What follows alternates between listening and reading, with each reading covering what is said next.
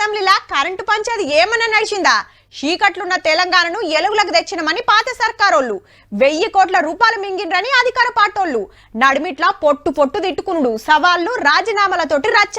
ఇంతకు ఎవరు చెప్పింది నిజమో మనకెట్లా తెలవాలే? ఇద్దరితోటి సంబంధం లేనోళ్ళు, ఉన్నది ఉన్నట్టు జరిగింది జరిగినట్టు చెప్పేటోళ్ళు కావాలి.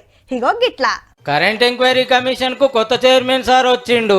పేరు జస్టిస్ మదన్ భీమరావు లోకూర్. ఆంధ్రప్రదేశ్, ఢిల్లీ హైకోర్టులకు పెద్ద జడ్జే కాదు, దేశం పెద్ద కోర్టులో కూడా సీనియర్ జడ్జిగా చేసిన అనుభవం సార్ది. చెప్పునే హైదరాబాద్ వచ్చి పని షురూ చేస్తాడట. ఇంత కేసు ఏందంటే బీఆర్ఎస్ గవర్నమెంట్ లో కరెంటు మీద 81,000 కోట్ల అప్పు అయింది. రూల్స్ తప్పి ఛత్తీస్గఢ్ కెళ్ళి ఎక్కువ రేటుకు కొన్నారు. భద్రాద్రి, యాదాద్రి థర్మల్ ప్లాంట్లు కట్టే కాడ గోల్మాల్ జరిగింది. కమిషన్లు మింగిన రన్లోళ్ళు అయింది. ఈ సర్కార్ రాగానే అసెంబ్లీలో గదే ముచ్చట పెడితే మీకు శాతనైతే ఎంక్వైరీ చేసుకోరని గులాబీ పార్టీలు సవాల్ ఇసురితే సరే అని జస్టిస్ నరసింహారెడ్డి సార్ చైర్మన్ గా కమిటీ వేసింది.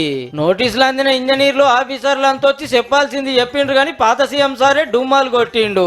చల్ నా మీద ఎంక్వైరీ అయింది, చైర్మన్ కి ఏం తెలియదు, రద్దు చేయాలని హైకోర్టుకు పోతే ఉత్తదయ్యే వరకు సుప్రీంకోర్టుకు పోయిండు.